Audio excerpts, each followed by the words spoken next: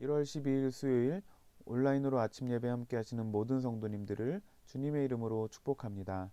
오늘 본문은 요한복음 4장 15절부터 26절 말씀입니다. 요한복음 4장 15절부터 26절 함께 보시겠습니다. 주여, 그런 물을 내게 주사 목마르지도 않고 또 여기 물 기르러 오지도 않게 하옵소서. 가서 내 남편을 불러오라. 나는 남편이 없나이다. 내가 남편이 없다는 말이 옳도다. 너에게 남편 5이 있었고 지금 있는 자도 내 남편이 아니니 내 말이 참되도다. 주여, 내가 보니 선지자로소이다. 우리 조상들은 이 산에서 예배하였는데 당신들의 말은 예배할 곳이 예루살렘에 있다 하더이다.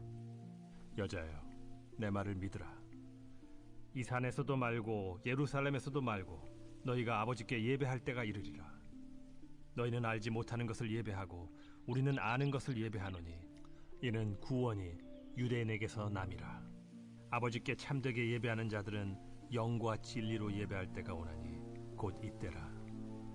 아버지께서는 자기에게 이렇게 예배하는 자들을 찾으시느니라. 하나님은 영이시니 예배하는 자가 영과 진리로 예배할지니라. 메시아, 곧 그리스도라 하는 이가 오실 줄을 내가 아노니 그가 오시면 모든 것을 우리에게 알려주시리이다. 네게 말하는 내가 그라. 어제 본문에 이어서 오늘도 사마리아 여인과 예수님의 대화가 이어지고 있습니다. 오늘 본문은 사마리아 여인이 예수님께 물을 달라는 요청으로 시작하는데요. 15절입니다. 여자가 이르되 주여, 그런 물을 내게 주사 목마르지도 않고 또 여기 물 기르러 오지도 않게 하옵소서. 그러자 예수님께서 사마리아 여인에게 네 남편을 불러오라고 말씀하십니다. 이르시되 가서 내 남편을 불러오라.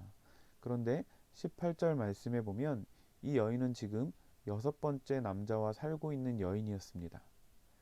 아니, 여인은 물을 달라고 했는데 예수님께서는 그녀의 가장 깊은 상처를 건드리신 것이죠. 예수님께서 왜 이런 질문을 하셨을까요?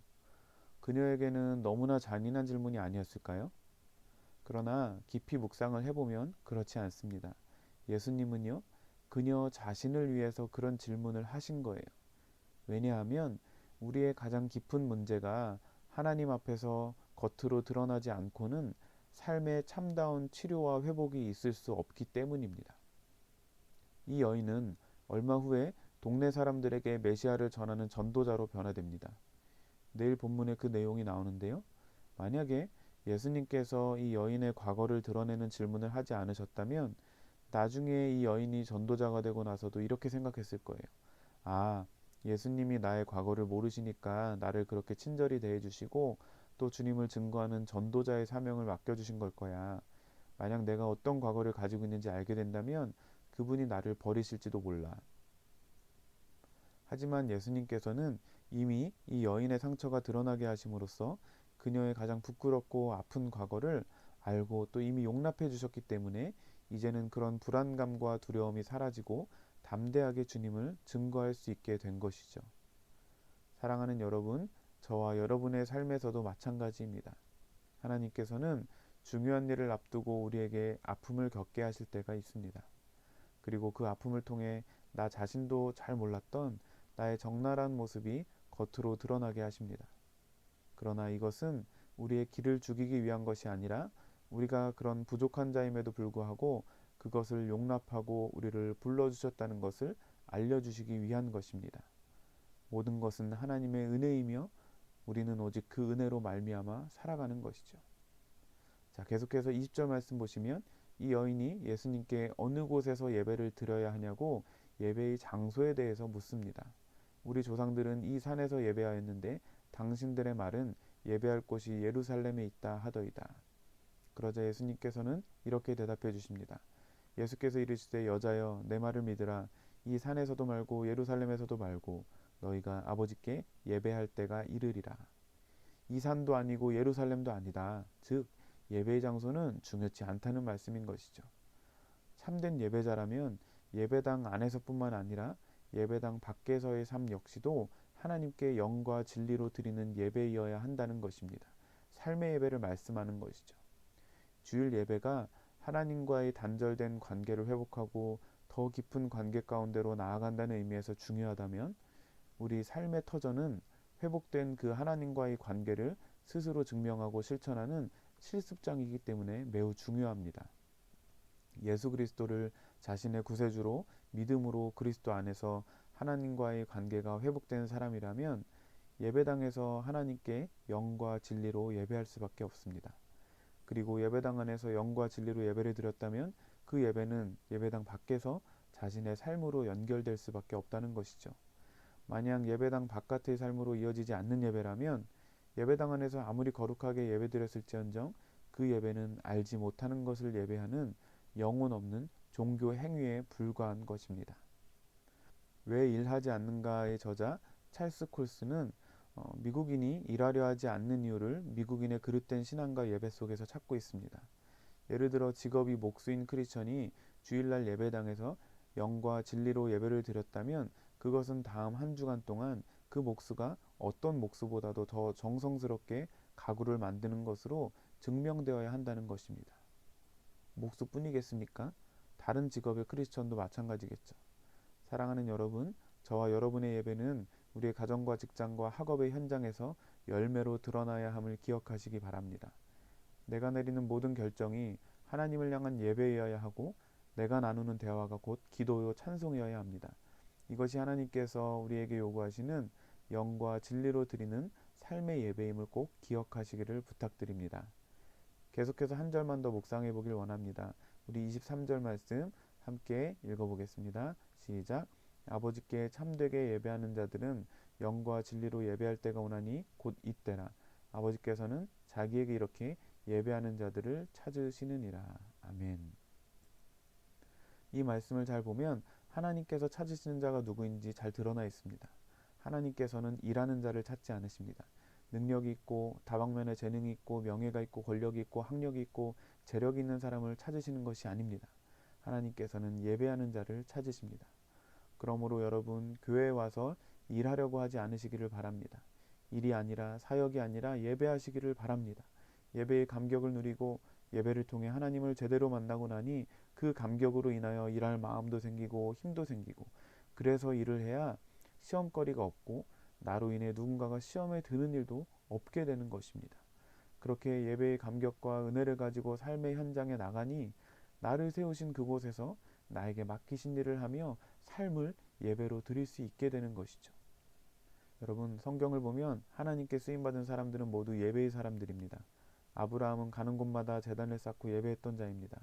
다윗은 들판에서 홀로 양을 치면서도 하나님을 예배했고 예배의 장소인 성전 건축에 대한 열망을 품고 아들 솔로몬이 성전을 건축할 수 있도록 온 힘을 쏟아 건축 헌금을 바쳤습니다. 사도 바울은 복음을 전하다가 감옥에 갇혀서도 하나님을 찬양하며 기도했던 예배의 사람입니다. 사랑하는 여러분, 하나님은 교사를 찾으시고 찬양팀을 찾으시고 목자를 찾으시고 방송팀을 찾으시고 목사를 찾으시고 장로와 권사를 찾으시는 것이 아니라 예배자를 찾으심을 기억하시기 바랍니다. 이제 말씀을 맺겠습니다. 하나님께서 우리에게 아픔을 겪게 하시고 그 아픔을 통해 나도 잘 몰랐던 나의 적나라한 모습이 드러나게 하실 때가 있습니다. 그러나 이것은 우리가 그토록 부족한 자임에도 불구하고 우리를 용납하시고 불러주신 그 은혜를 깨닫게 하시고자 하는 것임을 기억하시기를 바랍니다. 또한 예배당 안에서의 예배가 우리의 가정과 직장과 학업의 현장에서 삶의 예배로 이어지기를 바랍니다. 마지막으로 하나님이 찾으시는 자는 많은 사역을 감당하는 일꾼이 아니라 직분자가 아니라 예배자임을 기억하시고 교회에서 다른 그 어떤 것도 예배하는 일보다 앞서지 않기를 바랍니다. 아무쪼록 언제 어디서든지 예배가 삶이 되고 삶이 예배가 되는 저와 여러분이 되시기를 주님의 이름으로 축복합니다. 오늘 함께 나누고 싶은 찬양은 나는 예배자입니다 라는 찬양입니다. 귀로 들으셔도 좋고 따라 부르셔도 좋습니다. 함께 찬양을 나누신 후에 기도 제목을 나누도록 하겠습니다.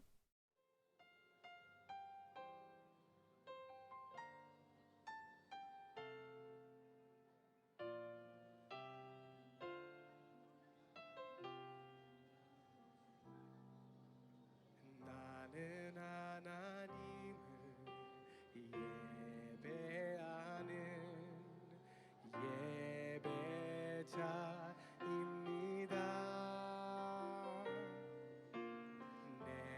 서 있는 곳 어디서나 하나님을 예배합니다.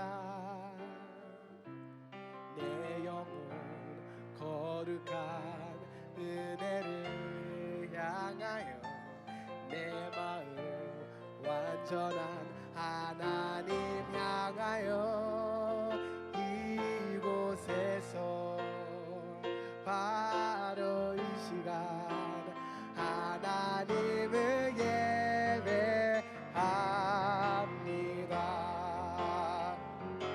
내 영혼 거룩한 은혜를 향하여 내 마음 완전한 하나님 향하여 이곳에서 바로 이 시간 하나님을 예배한 여러분 목소리만 내 영혼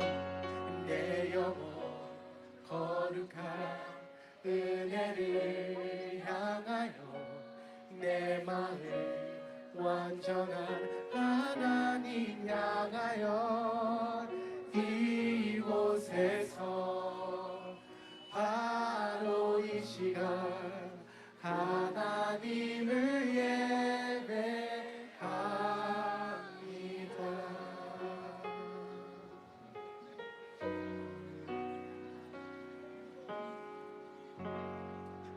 주님께 영광을 돌립시다. 이 시간에 함께 기도하실 때 하나님, 때로 내 삶 속에서 아픔을 겪게 하시고 내 연약함이 드러나게 하실 때 그런 나를 용납해 주시고 사용해 주시는 하나님의 은혜를 깨닫게 하여 주옵소서. 우리의 예배가 주일 예배로 끝나는 것이 아니라 주일 예배를 시작으로 주중에 우리 삶의 현장에서 삶의 예배로 이어지게 하여 주옵소서. 교회에서 일꾼이 아니라 직분자가 아니라 하나님이 찾으시는 예배자가 되게 하여 주옵소서. 간절한 마음으로 함께 기도하시겠습니다.